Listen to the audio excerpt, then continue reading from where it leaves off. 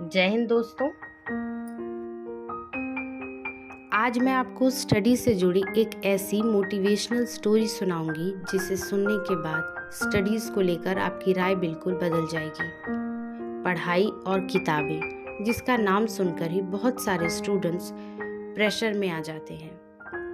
आज की भाग दौड़ भरी ज़िंदगी और कंपटीशन के इस दौर में बहुत सारे स्टूडेंट्स हैं जो अपनी पढ़ाई को छोड़ देते हैं। ये स्टोरी किताबों को लेकर आपके नज़रिए को ज़रूर बदल देगी। दोस्तों, अगर कोई आपसे कहे कि आपके पास अपनी पूरी ज़िंदगी का एक आखिरी दिन बचा है, तो आप इस आखिरी दिन में क्या करना चाहेंगे? शायद ये बात सुनकर ही बहुत सारे लोग घबरा जाएं और बेकार ही अपना दिन गंवा दें। तो कुछ लोग ऐसे भी होंगे जो अपने ड्रीम्स को पूरा करने की बात कहेंगे। यही सेम बात जब भगत सिंह से कही गई तो उन्होंने एक किताब को पढ़ने की इच्छा जाहिर की। जी हाँ दोस्तों, शहीद आज़म भगत सिंह की अंतिम इच्छा थी कि वो एक बायोग्राफी पढ़ें।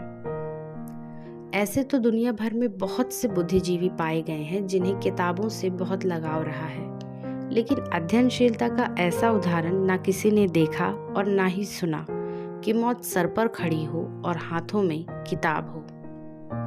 बचपन से ही भगत सिंह को पढ़ने का बहुत शौक था, इसीलिए स्कूल समय में ही उन्होंने स्कूल सिलेबस के अलावा 50 से भी ज़्यादा किताबें पढ़ ली थी। कॉलेज समय में 300 से भी ज़्यादा किताबें पढ़ी। भगत सिंह इसलिए नहीं पढ़ रहे थे कि उन्हें किसी बड़ी सी कंपनी में कोई जॉब चाहिए थी या फिर कोई बड़ा सा बिजनेस एम्पायर खड़ा करना था।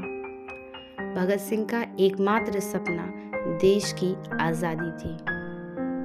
फिर भी उन्होंने किताबों का साथ कभी नहीं छोड़ा। यहाँ तक कि जेल में जब भगत सिंह थे, उस समय उन्होंने कहा था कि जब कोई मुझसे मिलने आए तो मेरे लिए एक किताब ज़रूर ले आए।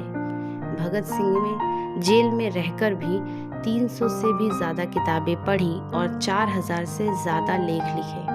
भगत सिंह का ये कहना था कि वो जेल में रहकर भी देश की आज़ादी के लिए आंदोलन को चलाएंगे। उनमें से कई लेख आज भी मौजूद हैं। भगत सिंह ये जानते थे कि किसी भी लक्ष्य को पाने के लिए ज्ञान का होना बहुत ज़रूरी है और वो ज्ञान हम किताबों से ही अर्जित कर सकते हैं। उनका जीवन हमें ये प्रेरणा देता है कि जीवन का अंतिम क्षण भी ज्ञान को अर्जित करने के लिए होता है। किताबों की संगति से ही इंसान अपने आप को बेहतर से और बेहतर बना सकता है।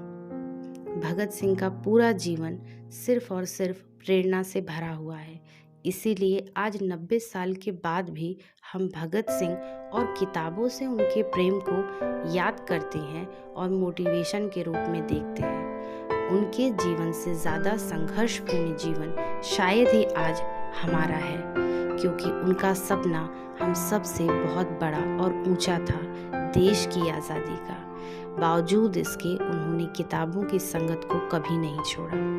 तो आज हम क्यों थोड़ी सी परेशानियों के चलते किताबों का साथ छोड़ देते हैं? किताबों का साथ न सिर्फ अपने लक्ष्य को पाने के लिए होना चाहिए, बल्कि अपने आप को बेहतर बनाने के लिए होना चाहिए। ज्ञान को हम जितना ज़्यादा बढ़ाएंगे, हम अपने आप को उतना बेहतर पाएंगे। आज की वीडियो में बस इतना ही। मिलेंगे एक और मोटिवेशनल स्टोरी के साथ। तब तक के लिए जय हिंद।